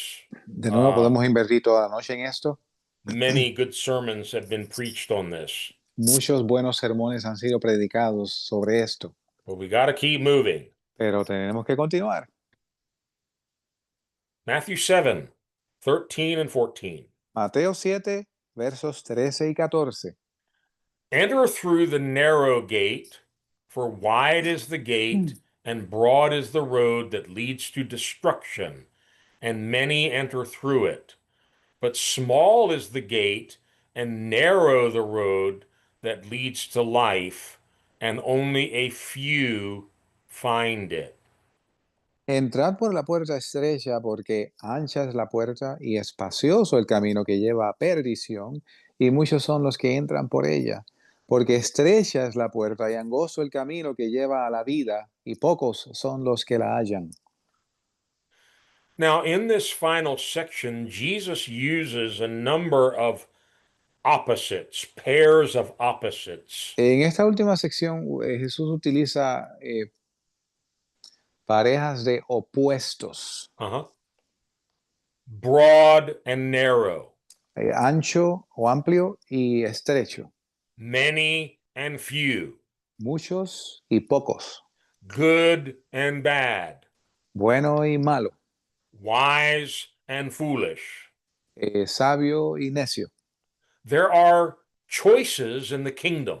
Hay decisiones en el reino. Yeah. We have to choose one of two roads. Debemos escoger uno de dos caminos. And again, I wrote a whole book on this, on these Y two verses. de hecho, yo escribí un libro entero solo con estos dos versos. So we're just introducing things here, but you can go a whole lot deeper. Y estamos haciendo una introducción aquí, pero usted puede profundizar aún más. For me, these two verses are profound. Para mí, estos dos versos son profundos. There are two roads, not three. Hay dos caminos, no tres. You're on one of them. Tú estás en uno de ellos. I'm on one of them. Yo estoy en uno de ellos. There isn't a fence in between that you can sit on. No hay una cerca entre medio de los dos donde te puedes sentar. And it's pretty easy to figure out which road you're on Y es bastante fácil darse cuenta en cuál de los dos caminos te encuentras, if you pay attention to what Jesus is saying. si le prestas atención a lo que Jesús está diciendo. One of these roads leads to life. Una de estos caminos lleva a la vida. He's talking about eternal life. Y está hablando de la vida eterna. How do we know if we're on that road? ¿Cómo sabemos si estamos en ese camino? He says, well, to enter into that road, you have to go through a very narrow gate. Él dice que para entrar a ese camino tienes que entrar por una puerta bien estrecha. And the road itself is very narrow. Y el camino en sí es bien angosto. And it is not popular. Y no es popular. There are only a few on it. Solo hay pocos en ese camino. Please note those words. Por favor, presta atención a esas palabras. If you're looking for the crowds, if you're looking for the multitudes, if you want to be popular with everyone, it's not the narrow road.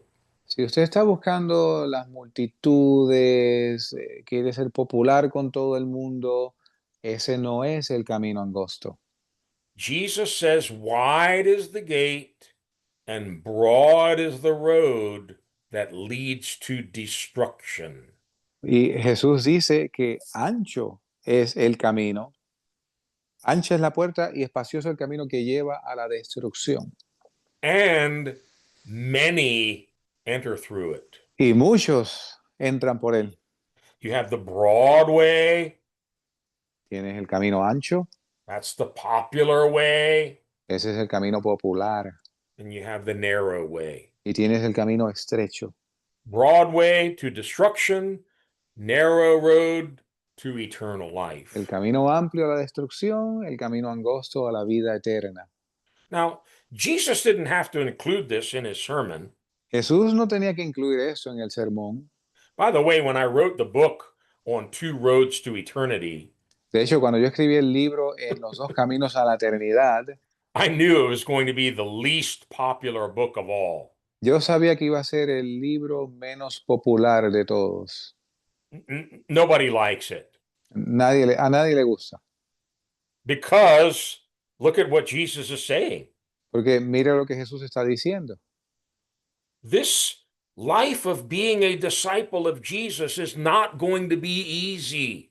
Esta vida de ser discípulo de Jesús no va a ser fácil. In another place in Luke, Jesus actually uses the word agonize to get in. Antagonize to get in, Agonize. you broke up again.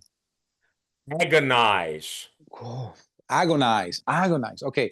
Hay otra, en el libro de Lucas, hay una traducción que dice que tienes que agonizar para entrar. Now, it doesn't sound like a lot of fun, does it? No suena divertido. You're going to have to cry. Vas a tener que llorar. You're going to feel pain. Vas a sentir dolor. You're going to go through hardships. Vas a pasar por tiempos duros. You're going to get a little taste of what Jesus went through for us when he was here. He was a man of griefs and sorrows. Vas a gustar un poco de lo que Jesús pasó cuando estuvo aquí entre nosotros. Él fue varón de dolores, experimentado en quebranto. He was hated, despised, rejected by his own people. Él fue aborrecido, despreciado, rechazado por su propia gente. So, yet again, he's emphasizing, you want to be my disciple? Una vez más, él enfatiza, ¿tú quieres ser mi discípulo? You're going to be in the few group. Tú vas a estar en el grupo de los pocos. You're not going to be in the many group. No vas a estar en el grupo de los muchos. It's very narrow, Es bien angosto. meaning it's very restrictive. Significa que es bien restringido. We're going to be set apart from the world, Vamos a ser apartados del mundo. crucified to the world, and the world crucified to us. Vamos a ser crucificados al mundo y el mundo crucificado para nosotros. We're going to live, walk, talk, dress differently than the world. Vamos a vivir, andar, vestir, lucir diferente al mundo. Paul said, don't try to conform to the world. Pablo dice, no os conforméis al mundo. Why do we keep wanting to dress and talk like the world? ¿Por qué insisto yo en vestir y en hablar como el mundo? Do we want to be on the broad road? ¿Queremos estar en el camino ancho, Popular, popular, like everybody else? así como los demás? Well, think about where the broad road is leading. Bueno, piense hacia dónde se dirige el camino ancho. It's leading to hell. It's leading to destruction. Va hacia la destrucción, hacia el infierno. Choices. We have choices. Tenemos decisiones. We have to choose the way to life. Debemos escoger el camino de la vida. We have to choose the narrow road, Debemos escoger el camino angosto, knowing that we're not going to be popular. sabiendo que no vamos a ser populares. All right. I gotta stop here. I could keep going, but we gotta watch the clock here. Tenemos que permanecer en tiempo, así que debo continuar aquí. Matthew 7:15 to 18. Mateo 7 del 15 al 18. Remember what we talked about earlier about being able to judge. Recuerden lo que dijimos anteriormente sobre tener la capacidad de juzgar, discernir. This portion of scripture is totally meaningless if we don't know how to judge. Esta porción de la escritura carece de sentido alguno si no podemos juzgar. Watch out for false prophets. They come to you in sheep's clothing, but inwardly they are ferocious wolves. By their fruit you will recognize them. Do people pick grapes from thorn bushes or figs from thistles? Likewise, every good tree bears good fruit, but a bad tree bears bad fruit. Guardaos de los falsos profetas que vienen a vosotros vestidos de ovejas, pero por dentro son lobos rapaces. Por sus frutos los conoceréis. ¿Se recogen uvas de los espinos o higos de los abrojos? Así todo buen árbol da buenos frutos, mas el árbol malo da malos frutos. El árbol bueno no puede dar frutos malos, ni el árbol malo dar frutos buenos. Can we discern between good and bad trees, good and bad fruit? ¿Podemos discernir entre árboles buenos y malos o frutos buenos y malos?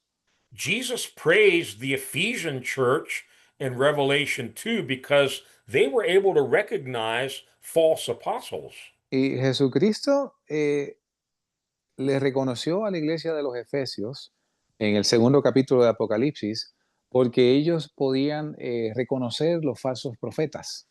Jesus said in these last days there are going to be many false prophets, many false teachers.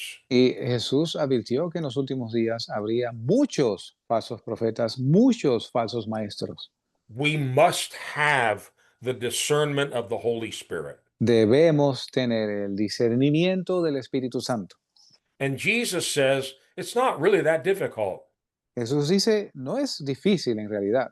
You can tell a tree by its fruit. Puedes juzgar el árbol por su fruto. Doesn't matter if they're wearing sheep's clothing.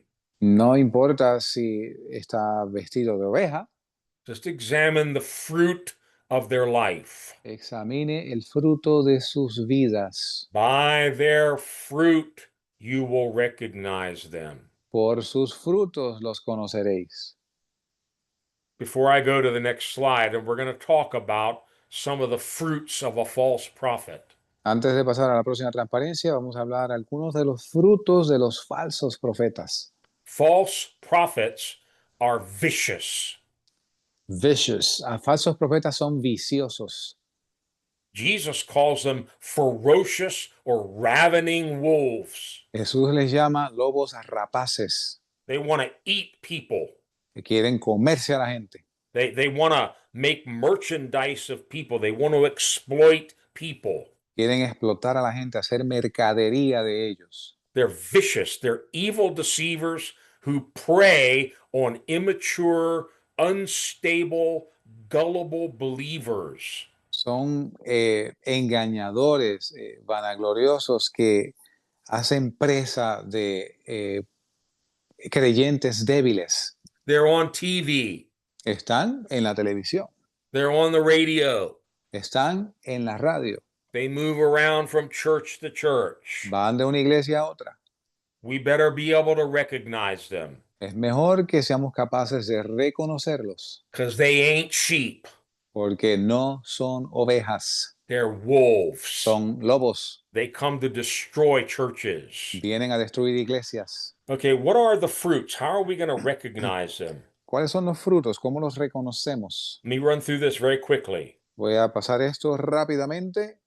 Number one, they don't speak according to the Bible. No hablan de acuerdo a la escritura.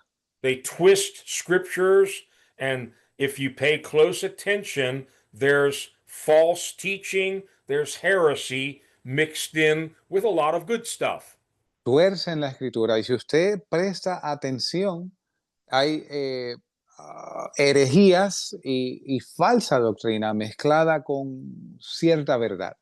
The prophet Isaiah says, if they don't speak according to this word, there's no light in them. El profeta Isaías dice que si no hablan de acuerdo a esta palabra, no hay luz en ellos. I don't care how well they sing, how nicely they preach, how charismatic they are. If they teach false doctrine, throw them out. No importa cuán bien canten, cuán bien vistan, cuán carismáticos sean, si son falsos, échelos fuera. Number two, the Bible gives us some simple tests for a prophet. Número 2, la Biblia nos muestra unas pruebas sencillas para probar los profetas. If what they predict or promise does not come to pass, Si lo que ellos predicen o profetizan no sucede, they are false. son falsos. Number three, Número 3, Peter and Jude talk a lot about this in the New Testament. Pedro y Judas hablan sobre eso en el Nuevo Testamento. One of the obvious fruits of a false prophet, they're independent, they're rebellious, they're not under authority. Uno de los frutos más reconocibles de un falso profeta es que son independientes, son rebeldes y no están bajo la autoridad de nadie.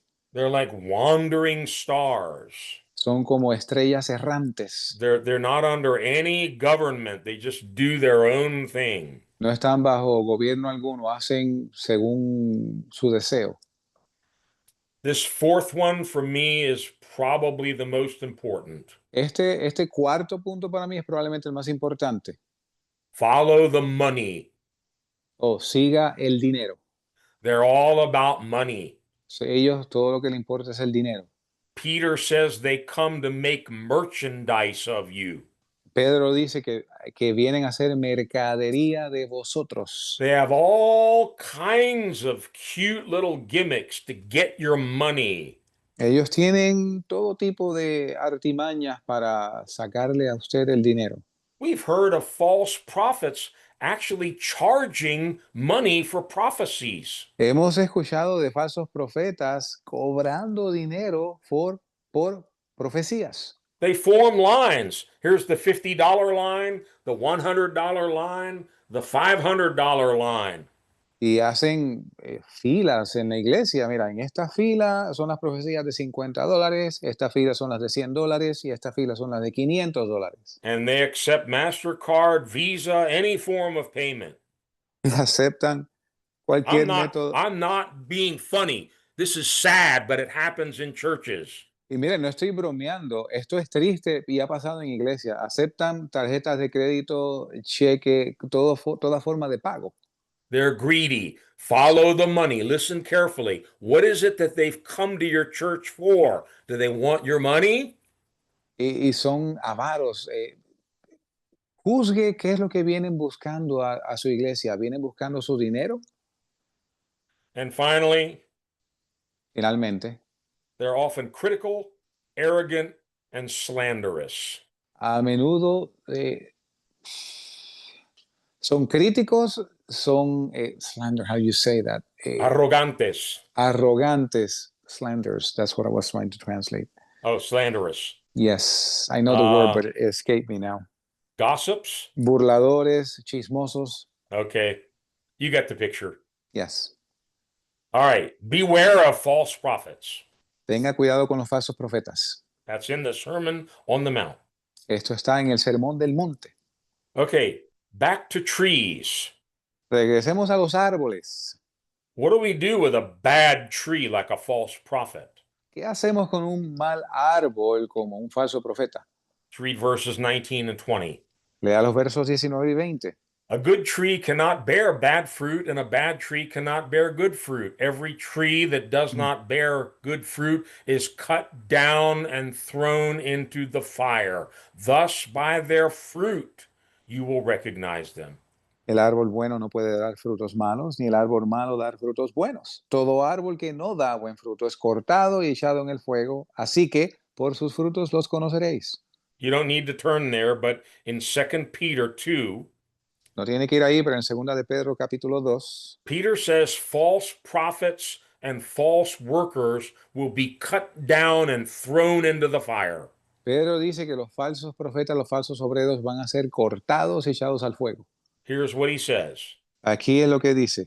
There were false prophets among the people, Habrá falsos profetas entre la gente, just as there will be false teachers among you. del mismo modo que habrá falsos maestros entre vosotros. They will secretly introduce destructive heresies, Y secretamente introducirán doctrinas destructoras, even denying the sovereign Lord who bought them. aún negando al Señor soberano que los redimió. And listen to this part. Y escuche esta parte. They bring swift destruction on themselves. Y vendrá para ellos destrucción repentina. Pastor Tom and I have seen over the years what false prophets and false workers can do to a church. Y el pastor Tom y yo hemos visto a través de los años lo que los falsos profetas y falsos obreros pueden hacer a las iglesias. We don't like them. No nos gustan. God doesn't like them. A Dios no le gustan. Jesus said they're bad trees and they're going to be cut down and thrown into the fire. Jesús dice de ellos que son malos árboles que van a ser cortados y echados al fuego. All right. I'm not sure, but this is at the top of the list of probably one of the most scary verses in the Bible. No estoy seguro, pero este próximo verso probablemente está en los primeros versos que causan más temor en la Biblia.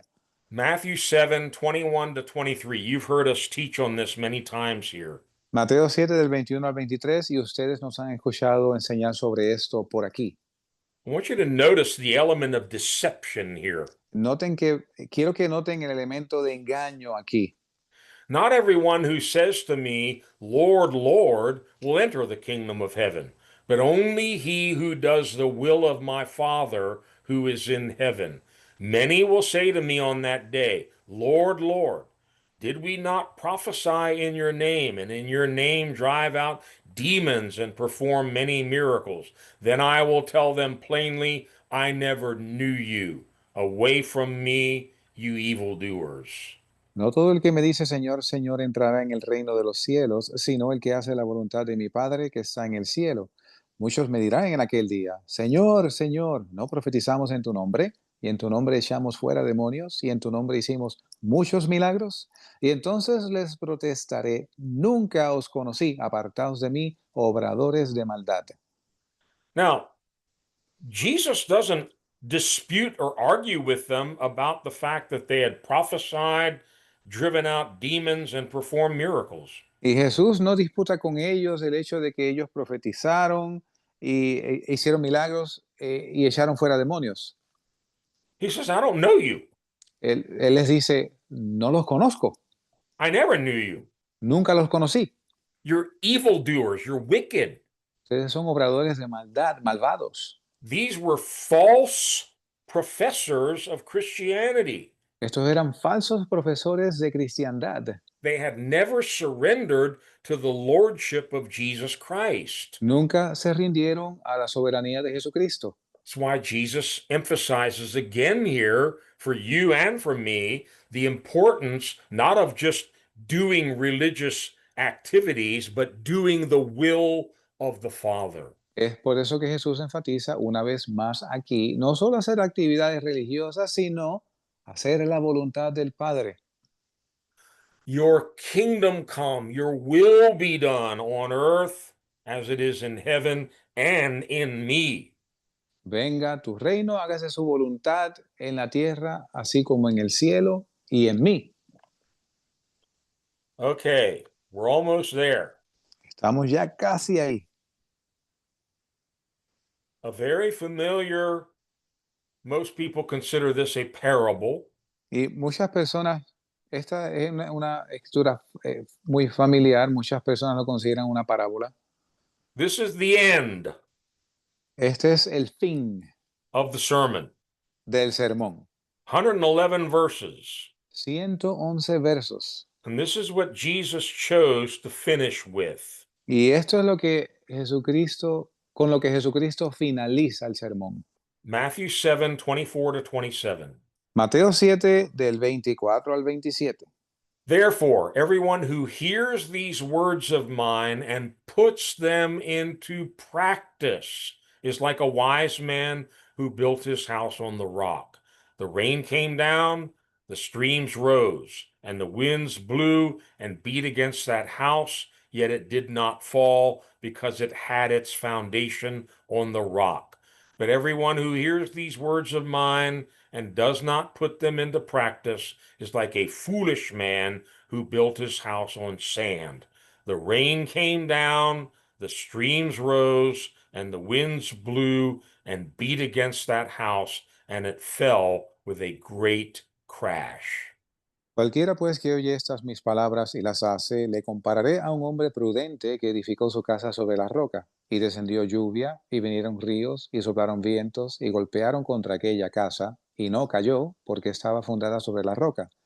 Y todo el que oye estas mis palabras y no las hace, será comparado al hombre insensato que edificó su casa sobre la arena, y descendió lluvia, y vinieron ríos, y soplaron vientos, y dieron con ímpetu contra aquella casa, y cayó, y fue grande su ruina. Notice the first word in English here, therefore.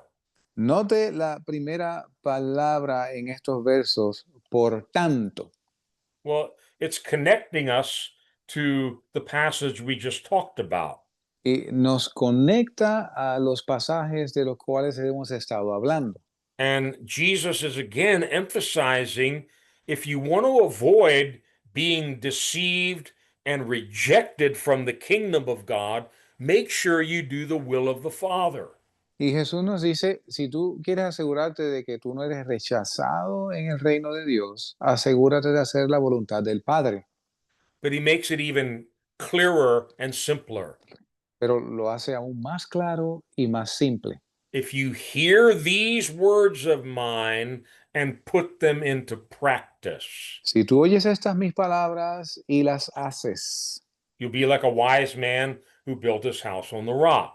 vas a ser como el hombre prudente que construye su casa sobre la roca. Another person who hears the same words Otra persona que oye las mismas palabras but does not put them into practice is Pero like a no, foolish man who built his house on sand. pero no las hace, es como el hombre necio que construye su casa sobre la arena. One house has a solid foundation, the other house has no foundation. Una casa tiene un fundamento sólido, la otra no. Pastor Tom and I have talked to you for 5 years about the importance of foundation. El pastor Tom y yo les hemos hablado por un espacio de 5 años sobre la importancia del fundamento. This helps to highlight the importance. Esto ayuda a recalcar la importancia. As far as we can tell, these two houses were identical, Y según podemos ver, estas dos casas son idénticas. and the two houses had to face the same conditions: Y las dos casas enfrentan las mismas condiciones. rain, floods, winds beating against the house. Lluvia, ríos, vientos golpeando esa casa. Same house, La misma casa, same conditions, las mismas condiciones, two different outcomes. dos resultados diferentes. One house did not fall Una casa no cayó because it had its foundation on the rock. porque tenía su fundamento en la roca. The other house, Jesus uses very descriptive words here. It fell with a great crash. Y la otra casa, y Jesús utiliza palabras muy descriptivas aquí, dice que cayó y fue grande su ruina. It was built on sand. Estaba construida sobre la arena. If you and I want a solid Christian life, Si tú y yo queremos una vida cristiana sólida, we want our house, our life built on the solid rock who is Jesus Christ. queremos que nuestra casa, nuestra vida esté fundamentada sobre la roca sólida, la cual es Jesucristo. We must be doers of the word and not hearers only. Debemos ser hacedores de la palabra, no solo oidores. Did I say it was easy? ¿Dije yo que era fácil? No. No. Jesus didn't say it was easy. Jesús no dijo que iba a ser fácil. I told you at the beginning tonight, these 111 verses, it'll take you and me a lifetime to get them into our life. Lo dije al principio esta noche, estos 111 versos nos va a tomar una vida entera para vivirlos. But wherever you're at, wherever I'm at, we can make a new start tonight and decide, I'm going to put these things into practice by God's grace. Pero donde quiera que nos encontremos esta noche, podemos hacer un nuevo compromiso, un nuevo arranque, comprometiéndonos a ser hacedores de estas cosas. You know, the Bible talks a lot about what it means to be a fool and what it means to be wise. Y la Biblia habla mucho sobre qué significa ser insensato y qué significa ser prudente. But I made a simple little summary here. Pero yo hice un pequeño resumen aquí. Anyone who lives according to the principles taught in the Sermon on the Mount will be called a fool by the world, but God calls him a wise man. Cualquiera que vive de acuerdo a los principios enseñados en el Sermón del Monte va a ser llamado insensato por el mundo, pero Dios le va a llamar el hombre prudente. Anyone who walks by sight, lives only for the present, and cares only about himself is applauded as a wise man by the world. Jesus calls him a fool.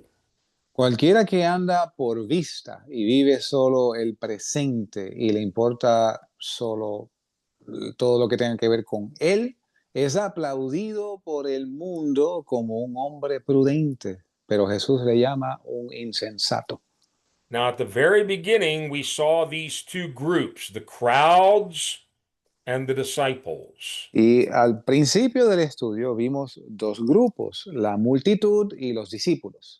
Jesus has been talking directly to his disciples, Y Jesús le ha estado hablando directamente a sus discípulos. but notice this. These are the final two verses, Matthew 7, 28 and 29. Pero note esto, estos son los últimos versos, Mateo 7, versos 28 y 29. When Jesus had finished saying these things, the crowds were amazed at his teaching, because he taught as one who had authority and not as their teachers of the law.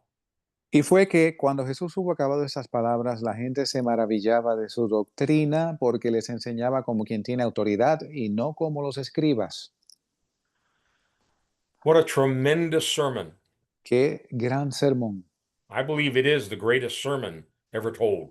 Y yo creo que es el sermón más grande jamás dicho. I don't know. I was challenged this evening when I read about Gandhi reading this 2 times a day for the final 40 years of his life. Y yo personalmente lo tomé como un reto el haber visto que Mahatma Gandhi, los últimos 40 años de su vida, leía este sermón 2 veces diarias. He wasn't a Christian. He didn't have the power of the Holy Spirit like you and I have. Él no era cristiano, no tenía el poder del Espíritu Santo como tú y yo. May God help us. Que Dios nos ayude. May these words impact us. Que estas palabras nos impacten. Like it says in Isaiah, they trembled at his word. Como dice en Isaías, tiemblan a su palabra. I want these words to affect my life when I'm getting ready to do something that's contrary to the Spirit of Jesus. I want the word to convict me. Yo quiero que estas palabras tengan efecto en mi vida. Cuando yo esté a punto de hacer algo que Jesús no aprueba, yo quiero que estas palabras me traigan convicción. No, we're not going to be perfect. No vamos a ser perfectos. We're working toward that perfection. Estamos de camino hacia esa perfección. But God will help us. Pero Dios nos va a ayudar. Let's pray. Oremos. Father, we thank you for your precious word. Padre, te damos gracias por tu preciosa palabra. Thank you for these words of yours that Jesus delivered in this sermon. Gracias por estas tus palabras que Jesús dijo desde el monte. That give us tremendous insights into the kingdom of God. Que nos dieron un gran entendimiento del reino de Dios. The Spirit that you want to work into our lives. El espíritu que tú quieres obrar en nuestras vidas. Lord, help us to meditate day and night in your word. Ayúdanos, Señor, a meditar día y noche en tu palabra. Help us to tremble at these words and to make a decision to choose the narrow road. Ayúdanos, Señor, a temblar por estas palabras y a tomar la decisión del camino angosto.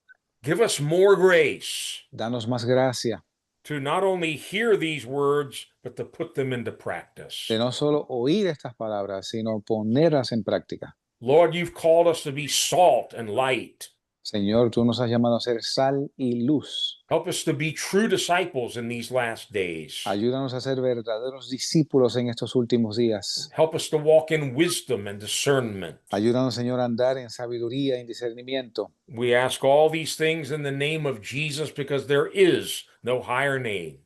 Y pedimos estas cosas en el nombre de Jesús porque no hay nombre más alto. Amen and amen. Amén, amén. Praise the Lord. Gloria a Dios. Pastor Tom. Pastor Tom. Hey, Sean. Just thank everybody for coming. It's a blessing. Le damos gracias a todos por haber atendido. Ha sido una bendición. Let's try to read through these Sermon on the Mount, these chapters this week as much as we can and let it settle in and the Holy Spirit teach us. Y tratemos de leer estas palabras tanto como sea posible y dejemos que el Espíritu Santo nos enseñe. We love you all. Thank Les you for coming. amamos. Thank Gracias you. por